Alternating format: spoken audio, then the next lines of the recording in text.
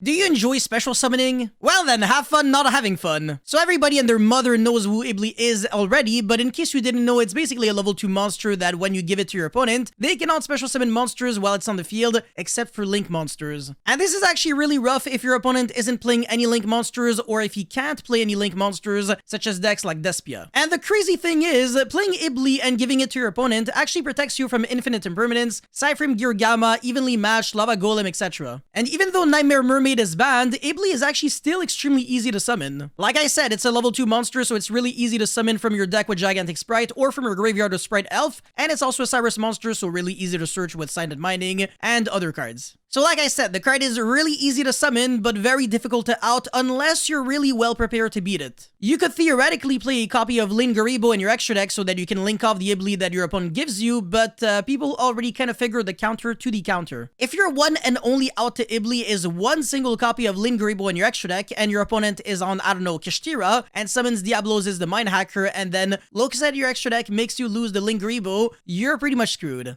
Now, of course, this is assuming that your opponent has the Ibli, goes first, and then has access to Diabloses, but it's not that hard to achieve. Now, speaking of Kashtira, that deck hard loses to Ibli even if they can out it with Lingaribo. Reason for that is because even when they link off the Ibli, they still control a monster on the field, and all the big Kashtira monsters can only be special summoned from the hand when you control no monsters on the field. So unless they can crash their Lingaribo on an opponent's attack position monster, it's going to be really hard for them to out it, and they might have to rely on another plan to achieve that goal. So they do have a few escape routes. They can normal summon a Kashtira monster if they have Birth on the field without having to tribute summon or special summon anything. So it's not too bad, but it's also not great because all they're really going to have is just one single Kashtira monster. And again, if you're going to be going second against the Ibli, you can already believe that they'll have way more interruptions than just that. And the other out would be to normal summon just about any monster in Yu-Gi-Oh! And then link it off as well as the Lingaribo in order to summon the Donner for higher, and then destroy it as well as an opponent's monster on the field. But again, either way, we still have to rely on two things. The Lingaribo potentially being able to crash, and also the normal summon that you have the only one and normal summon